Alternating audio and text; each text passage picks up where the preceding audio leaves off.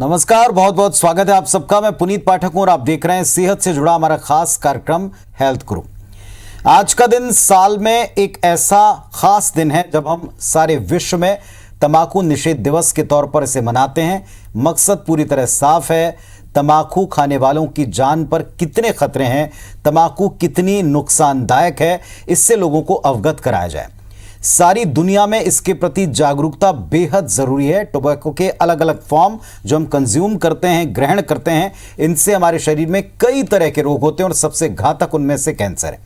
WHO ये कहता है कि हर साल 80 लाख से ज्यादा लोग तंबाकू के सेवन की वजह से अपनी जान गंवा देते हैं। नशे की लत इससे पड़ती है। कई तरह के नए नशे आप करने की तरफ अग्रसर होते हैं। कई तरह के खतरे अगर आपकी तरफ आए तो आपके दिल, आपकी सेहत के बाकी के फैक्टर को ये अच्छी तरह से प्रभावित कर सकते हैं। लोग स्मोक नहीं करें लेकिन पैसिव स्मोकिंग का शिकार हो रहे हैं तो उनकी भी सेहत पर बुरा प्रभाव पड़ता है। आज का एक खास कार्यक्रम इन्हीं सारे फैक्टर से आपको अच्छी तरह वाकिफ कराएगा और आप कैसे बच सकते हैं इस पर हम बात करेंगे। शुरुआत करते हैं आज के हेल्थ गुरु की।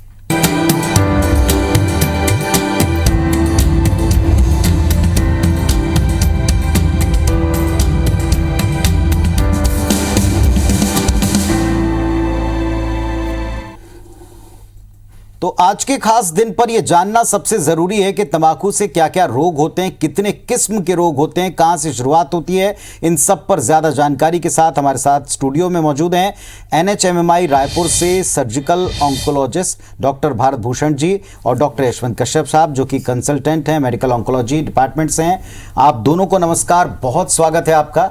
ये एक ऐसी एक्सपर्ट टीम है जिनसे मिलना, वक्त लेना हम सब के लिए बड़ा मुश्किल होता है, चैलेंजिंग होता है, इतनी व्यस्तता है। लेकिन आज के खास दिन पर हम दोनों का स्टूडियो में स्वागत करते हैं। सबसे पहले डॉक्टर भारत भूषण जी, आज का ये जो विषय है हमारा कि हम सारी दुनिया को बता रहे हैं कि आप तंबाकू के किसी भी किस्म के सेवन से दूर रहें, इसके बारे में बताएं। क्यों इसकी आवश्यकता आज दुनिया को, भारत को, हमारे प्रदेश को है?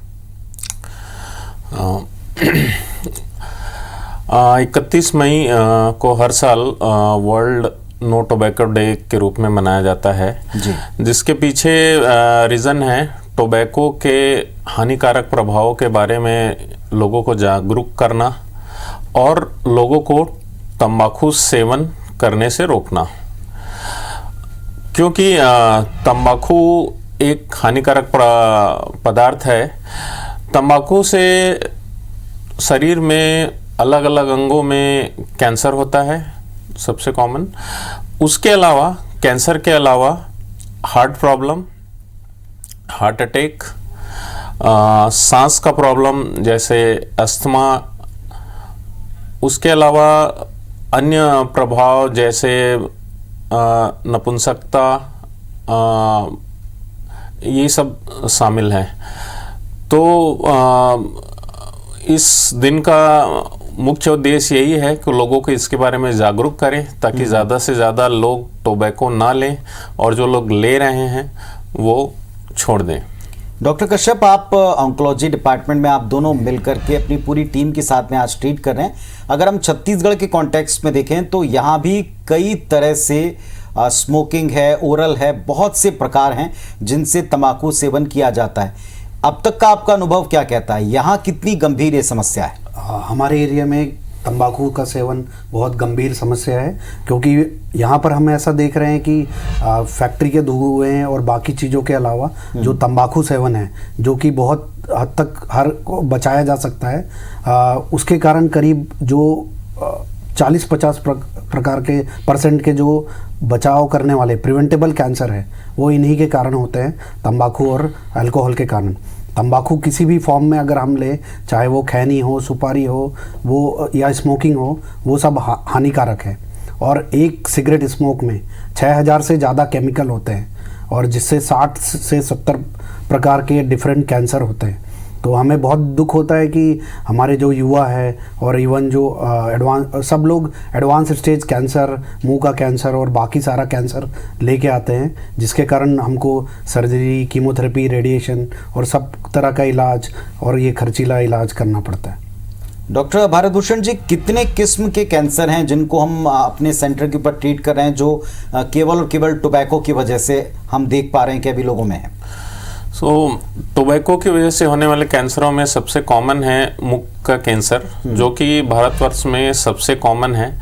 अगर कैंसर की बात करें तो सबसे कॉमन कैंसर मुंह का कैंसर है, पुरुष और महिलाओं दोनों में। उसके अलावा लंग कैंसर एक कॉमन कैंसर है जो स्मोकिंग की वजह से ही होता है मोस्टली। उसके अलावा पेशाब की थैली का कैंसर प्रमुख कारण है। हमारा वॉइस बॉक्स है जिससे हम बोलते हैं, लैरिंक्स कहते हैं, उसका कैंसर।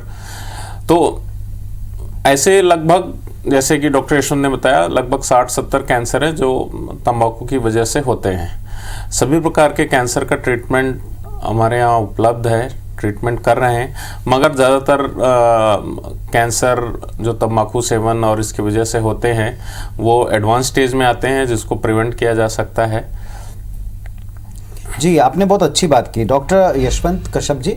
अभी जैसे डॉक्टर साहब बता रहे थे कि लोग एक इग्नोरेंस की वजह से काफ़ी देर से आपके पास आते हैं। कितनी स्टेजेस, हमने देखा कैंसर स्टेजेस में आंका जाता है, तो कितनी स्टेजेस होती हैं इनके? कैंसर जब डिटेक्ट किए जाते हैं तो किस अवस्था में आपके पास लोग आ रहे हैं? शुरुआत में आए तो क्या और किस तरीके से ट्रीटमेंट होता है, थोड़ा इसके बारे में बताएं।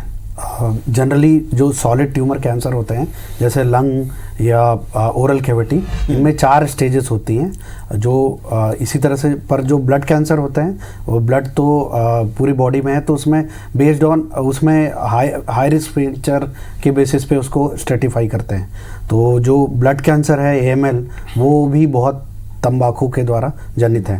तो हमारे यहाँ पर ऐसा होता है कि अधिकतर लोग एडवांस स्टेज 3-4 के जो स्टेज है, अराउंड 60-70% पेशेंट जो मुंह और लंग कैंसर, तो ऑलमोस्ट 90% पेशेंट स्टेज 4 में ही आते हैं।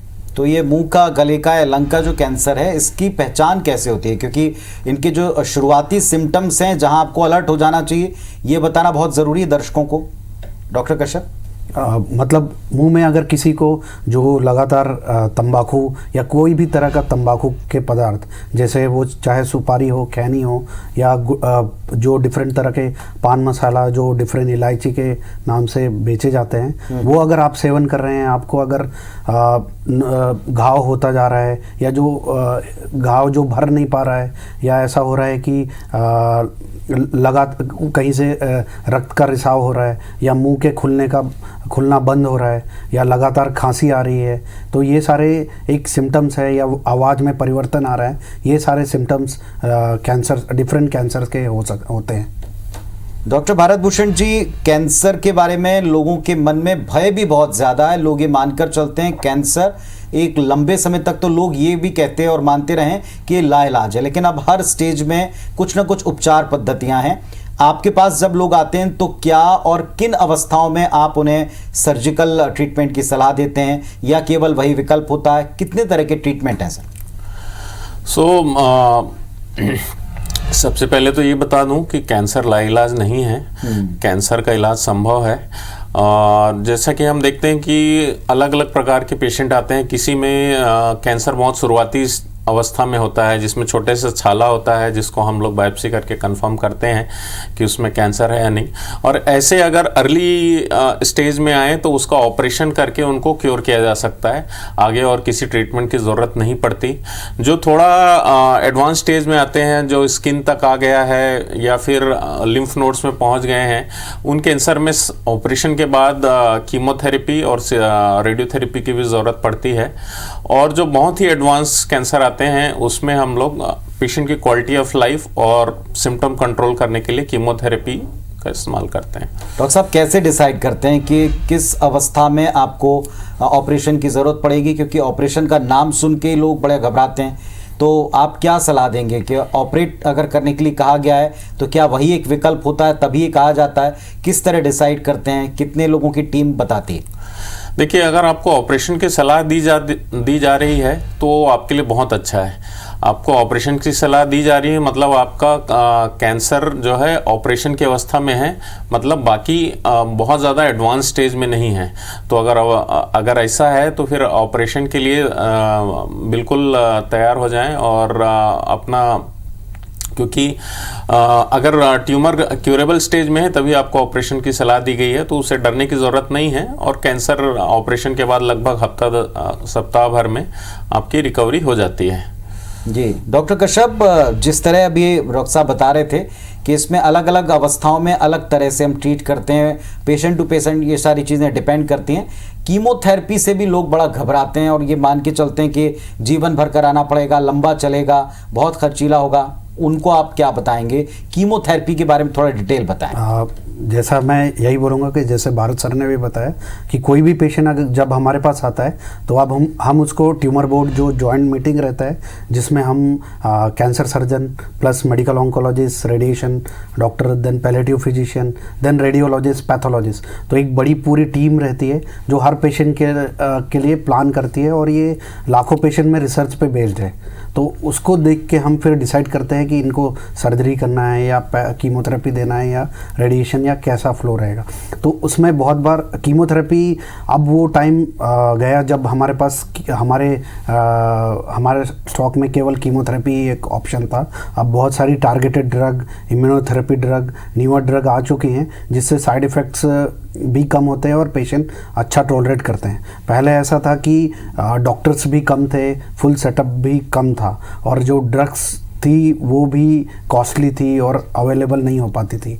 अब जैसे हमारे हॉस्पिटल में भी आयुष्मान भारत, जितने भी टीपीए अलग अलग जितने भी कॉरपोरेट से हमारे टाई अप्स है, जिसके कारण मैक्सिमम पेशेंट्स को कहीं ना कहीं कभी भी ट्रीटमेंट हैम्पर नहीं होता। क्योंकि as a team of cancer doctor हमारे लिए बहुत इंपॉर्टेंट रहता है कि पेशेंट पूरी अवेलेबल थेरेपी ले या उसकी अच्छी सर्जरी हो, आइडियल कीमोथेरेपी मिले और आइडियल रेडिएशन मिले, वरना जो आउटकम रहेंगे वो अच्छे नहीं रहेंगे। कीमो अब बहुत सेफर कीमो आ चुके हैं, इसलिए कीमो से अब घबराने की ज़रूरत नहीं है। कीमोथेरेपी के बारे में दो और मिथ कहें या जिसके बारे में चिंताएं लोगों को रहती हैं। एक कि जब आप कीमोथेरेपी सेशंस कराते हैं तो आपके शरीर में बाकी अंगों पर भी इसका बड़ा प्रभाव पड़ता है। बहुत से लोगों का ये अभी तक का एक्सपीरियंस रहा है कि उनके बालों का झड़ना, स्किन में रफनेस आना, और भी ये क्यों होता है और क्या इनसे बचा जा सकता है? क्या ये सारे के सारे साइड इफ़ेक्ट्स होंगे ही, ये एक सत्य है? क्या बात है इसके पीछे? मतलब ऐसा है कि बहुत सारी जो कीमोथेरेपी मतलब हम कुछ दवाएं दे रहे हैं जो लाखों पेशेंट पे रिसर्च पे बेस्ड है, तो ये जो शरीर की सबसे एक्टिव सेल्स पे काम करती हैं, तो कैंसर बहुत तेज़ी से बढ़ते हैं। तो ऐसा देखा गया है कि कैंसर के कीटाणुओं के अलावा इससे जो तेज़ी से बढ़ने वाले जो टिश्यू जैसे कि बाल ये अफेक्टेड होते हैं, पर ये टेम्पररी होता है। मैक्सिमम केसेस में जैसे ही साइकिल्स पूरे होते हैं सब पेशेंट्स को नॉर्मल बाल आ जाते हैं, स्किन की रफनेस भी चली जाती है। और अब हमारे बहुत सारे पेशेंट सर्वाइव होने के बाद भी पहले से बेहतर कर रहे हैं। तो कैंसर बस एक जर्नी का वन ऑफ पार्ट है। ये मतलब केवल ऐसा नहीं कि वो टाइम नहीं है कि कैंसर होते ही चीज़ें ख़त्म हो गई। जी डॉक्टर भारत भूषण जी, सर्जरी के बारे में लोगों का ये भी मानना है कि अगर आपको सर्जरी करानी है, अगर कैंसर है तो आपको बड़े सेंटर्स पर जाना पड़ेगा, आपको शायद बड़े शहरों का रुख करना पड़ेगा। लेकिन अभी आपके इस सेंटर पर आपका क्या एक्सपीरियंस है? हम कितने वक्त में किस किस तरह के पेशेंट्स को ट्रीट कर रहे हैं और क्या ये मिथ अब दूर हो गया है कि आपको केवल मेट्रोज में ही जाना पड़ेगा? जी हाँ, कैंसर इलाज के लिए किसी को भी बाहर जाने की ज़रूरत नहीं है, क्योंकि जितने भी एडवांस ऑपरेशन हैं और जिसमें मिनिमम साइड इफ़ेक्ट के ऑपरेशन किया जा सकता है वो अब यहाँ अवेलेबल है। और क्योंकि कैंसर का ऑपरेशन थोड़ा सा मेजर होता है, मोस्ट ऑफ द कैंसर, उसके लिए आईसीयू की टीम लगती है। तो सबसे अच्छा वृहद आईसीयू की टीम भी यहाँ उपलब्ध है। और ऐसा सर्जरी के बाद पेशेंट की जान को खतरा अभी फ़िलहाल हमारे सेंटर में नहीं रहता है। जी भारत भूषण जी, जिस इलाके में मध्य भारत में हम लोग निवास करते हैं वहाँ तंबाकू के बहुत अलग अलग फॉर्म ग्रहण किए जाते हैं। कोई च्यू करता है और बहुत सारे लोग ऐसे हैं कि जो इसके हानिकारक दुष्प्रभावों को या तो जानते नहीं, जानते तो सीरियस नहीं मानते हैं। आज के दिन आप उनको क्या मैसेज देंगे? किसी भी फॉर्म का तंबाकू, कई लोग ये मानते हैं कि नहीं, इस तरह से खाएंगे तो नुकसान कम होगा। जी, जैसे बहुत कॉमन मिसकॉन्सेप्शन ये है कि जो लोग गुड़ाखू का सेवन करते हैं उनको लगता है उसमें तंबाकू नहीं है। बहुत बार जो कैंसर के पेशेंट हैं उनसे हम पूछते हैं कि आप क्या तंबाकू का सेवन करते हैं, तो मना करते हैं, और गहराई में पूछने से पता चलता है कि वो रेगुलर गुड़ाखू का सेवन करते आ रहे हैं। तो जो गुड़ाखू है वो भी एक प्रकार का तंबाकू है, और वो भी अपने लिक्विड फॉर्म में वो और ज़्यादा हानिकारक है। और दूसरा मिथ ये है कि यंग लोग जो 20 से 30 साल की उम्र में हैं उनको ये लगता है कि जवान लोगों को कैंसर नहीं होता, जबकि ये गलत है। ज़्यादातर मुंह के कैंसर जो है जवान लोगों में आ रहे हैं। महिलाएं भी तंबाकू और सिगरेट का सेवन भले ही कम करती हों, छत्तीसगढ़ में ज़्यादातर महिलाएं जो ग्रामीण इलाकों में हैं गुड़ाखू का सेवन करती हैं, और दोनों में, महिला और पुरुष दोनों में ही मुंह का कैंसर और अन्य कैंसर जो तंबाकू की वजह से होते हैं देखा गया है। जी डॉक्टर भारत भूषण जी, एक और बात, जो आज की तारीख में लंग कैंसर है, कई लोग ये मानते हैं या शायद एक्सपीरियंस करते हैं कि कोविड के बाद में लंग से संबंधित बीमारियों ने इतना अटैक किया है कि अब इसका खतरा बढ़ गया है, इसीलिए विश्व के साथ भारत और भारत के बीच में मध्य भारत को भी इस बारे में अवेयर होना चाहिए। क्या सच बात है? जी, देखिए, अब जो कि कोविड आया तो लंग के बारे में अवेयरनेस बढ़ गई, लोगों का सीटी स्कैन हुआ। जो पहले छोटे कैंसर थे जो पता नहीं चलते थे, अब सीटी स्कैन हुए सबके तो पता चलने लगे। तो दूसरा ये है कि तंबाकू से कैंसर तो होता ही है, वो हमारी इम्यून सिस्टम को भी कमज़ोर कर देता है, जिसकी वजह से जो तंबाकू खाने वाले थे कोविड टाइम में, उनमें जो बीमारी थी वो ज़्यादा सीरियस थी। तो बेसिकली सभी प्रकार से, ना केवल कैंसर, जबकि हार्ट की और लंग की सारी बीमारियों से तंबाकू जुड़ा हुआ है, तो उनका सेवन जल्द से जल्द। हम अपने दर्शकों को ये भी याद दिला दें कि जब आप डॉक्टर साहब को सुन रहे हैं, दोनों डॉक्टर साहब से आप बातचीत कर रहे हैं, तो कुछ नंबर टीवी स्क्रीन के ऊपर हम लगातार आपको फ्लैश करें, ये नंबर्स आप नोट कर लें। ये नंबर डॉक्टर साहब और NHMMI की टीम के हैं, इन पर आप संपर्क कर सकते हैं। अगर आप पर्सनलाइज अपनी कोई भी समस्या, शंका, व्याधि, बीमारी, इसके बारे में सिम्टम है जिसको लेकर के आप कंसल्ट करना चाहते हैं, तो फौरन आप इन नंबर्स को नोट करें या अपने आसपास भी सर्कुलेट कर दें, ताकि जिसको आवश्यकता है वो बिना भटके फौरन संपर्क करें। जितना जल्दी आप टीम के पास पहुंचेंगे उतना आपके लिए बेहतर है, जितना हम अभी समझ पा रहे हैं। डॉक्टर यशवंत कश्यप जी, आज की तारीख में यंगस्टर, जैसा डॉक्टर भारत भी बता रहे हैं कि यंगस्टर भी इसकी जद में आ चुके हैं, आपने भी कहा कोई भी इसकी जद में आ सकता है। यंगस्टर्स में तरह तरह के नए और सूखे नशों का भी आजकल चलन बन रहा है।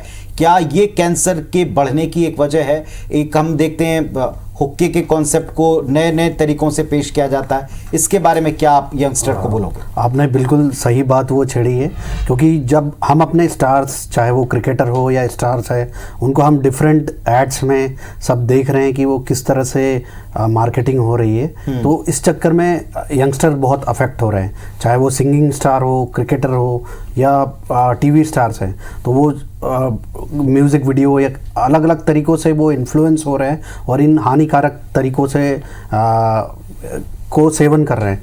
हमको कैंसर डॉक्टर होने के कारण बहुत ज़्यादा दुख होता है जब पेशेंट के लिए हम उनकी बीमारियों के लिए, जब हमको लगता है कि क्योंकि हमारे मैक्सिमम पेशेंट एडवांस स्टेज आते हैं, ऐसा हम अपनी तरह से पूरी कोशिश करते हैं उनके लिए जितना हेल्प कर सकते हैं, बट होता ये है कि एडवांस स्टेज में हमारे एफर्ट्स ज़्यादा लगते हैं, फैमिली के ऊपर बर्डन, फाइनेंशियल बर्डन बहुत ज़्यादा पड़ता है और आउटकम भी हर बार अच्छे नहीं रहते हैं, बहुत बार बीमारियां वापस भी आती हैं। तो अगर हमको ये लगता है कि अगर हमको कोई चीज़ को शुरू में ही अगर हम डिटेक्ट कर ले, तो जैसा सर ने बोला कि ओरल कैविटी का अगर कैंसर है, केवल अगर जीभ में हल्का घाव है तो हल्की सर्जरी से ही बीमारी क्योर हो जाएगी। तो हम बिल्कुल नहीं चाहेंगे कि पेशेंट हर तरह से फाइनेंशियली वो ड्रेन हो जाए। शुरू में अगर डिटेक्ट हो जाए तो चीज़ें हम जल्दी ठीक कर सकते हैं। डॉक्टर कश्यप, आज की तारीख में जितनी तेज़ी से लाइफस्टाइल बदल रही है, जितनी तेज़ी से यूथ के बीच में अलग अलग कॉन्सेप्ट आ रहे हैं या सोसाइटी में आ रहे हैं, बीमारियों के प्रकार और उनके वेरिएशंस भी बढ़ते जा रहे हैं, क्या आज की तारीख में आपको लगता है कि लोगों को अवेयर करना बहुत ज़रूरी है, लोगों को लाइफस्टाइल के बारे में भी थोड़ी जानकारी देना बहुत ज़रूरी है? इसके लिए आप लोग कैसे डील करें, और रिसर्च का पार्ट वो भी आप लोग शायद डील करते हैं, थोड़ा उसके बारे में बताएं। क्या रेगुलर रिसर्च की आवश्यकता है? हमारी सारी ड्रग्स, सारी सर्जरीज, रेडिएशन, ये लाखों पेशेंट में रिसर्च के बाद ही बनी गई है और हम इंटरनेशनल गाइडलाइंस को फॉलो करते हैं। जब सर एम्स दिल्ली से आए, मैं टाटा मेमोरियल से आया, तो हमको मैं जब वहाँ रहता था मुझे लगता था कि एडवांस कैंसर बस वहीं मिलेंगे, बट यहाँ जब छत्तीसगढ़ आया, यहाँ भी देखा कि हर कोई एडवांस स्टेज में आ रहा है। तो लाइफस्टाइल मॉडिफिकेशन का बहुत रोल है। हम आइडियल आइकन्स को फॉलो करें, जो जहाँ भी हमको डाउट होता है डॉक्टर्स और टीम को कंसल्ट करें। इस तरह से जो कहीं भी ऐड या लोगों के जिनके पास रिसर्च का डाटा नहीं है उनके ऊपर जल्दी बिलीव ना करें, क्योंकि जो भी चीज़ें दिखाई जाती हैं कहीं भी, वो ज़रूरी नहीं है कि वो पूरी सही है। जी डॉक्टर भारत भूषण जी, आप लोगों को क्या सलाह देंगे?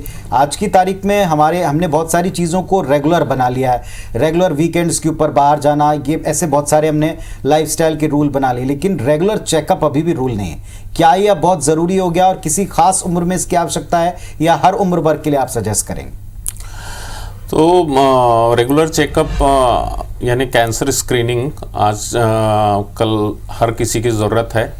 जो भी लोग तंबाकू का सेवन कर रहे हैं उनको तो ज़रूरी है ही, उसके अलावा नॉर्मल लोगों को जो 30 साल की उम्र से ज़्यादा हैं उनको रेगुलर स्क्रीनिंग चाहिए, जैसे ब्रेस्ट कैंसर का, सर्वाइकल कैंसर का, मुंह के कैंसर का, उसके अलावा फेफड़े के कैंसर का, और 40 वर्ष के बाद जैसे आंतों के कैंसर का, और उसी प्रकार जैसे 40 से 50 और उसके बाद प्रोस्टेट कैंसर का रिस्क बढ़ जाता है, तो उसकी स्क्रीनिंग की ज़रूरत है।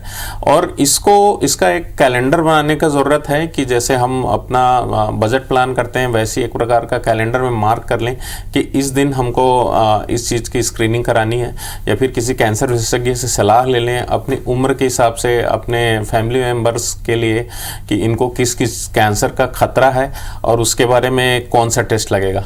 ज़्यादातर हम देखते हैं कि लोग होल बॉडी चेकअप कराने के नाम पे कुछ ब्लड टेस्ट करा लेते हैं और उनको लगता है कि सब कुछ ठीक है और उससे संतुष्ट हो जाते हैं, जबकि ऐसा नहीं है। केवल ब्लड टेस्ट कराने से कैंसर का नहीं पता चलता है। तो ज़्यादातर अगर आप किसी विशेषज्ञ से मिलते हैं और अपना हेल्थ चेकअप, रेगुलर चेकअप कराते हैं, उससे ज़्यादा फायदा होता है। और कैंसर स्पेसिफिक टेस्ट होते हैं हर कैंसर के लिए, वो आपको कराने की ज़रूरत है। चलिए, तो डॉक्टर साहब जैसा बता रहे हैं, अगर आपको ज़रा भी शंका है और नहीं भी है तो भी एक बार चेकअप कराने में कोई ज़्यादा दिक्कत नहीं है। इससे अगर आप वक्त रहते अलर्ट हो जाएं, इलाज करा पाएं, और क्या बेहतर होगा। आप दोनों का हम बहुत धन्यवाद कहते हैं कि आपने इतने सारे सवालों के जवाब दिए और बिल्कुल आसानी से, आसान शब्दों में लोगों को समझ में आ जाए वैसे मैसेजेस दिए। नंबर आपने नोट किए होंगे। आज का हेल्थ गुरु सिर्फ और सिर्फ आपको अवेयर करने के लिए था। तंबाकू से बचें, अपने जीवन को बचाएं, ये बड़ा बहुमूल्य है। यही इस कार्यक्रम का उद्देश्य था, यही डॉक्टर साहब का मैसेज भी था। बहुत बहुत धन्यवाद आप सबका जुड़ने के लिए। डॉक्टर साहब धन्यवाद आने के लिए।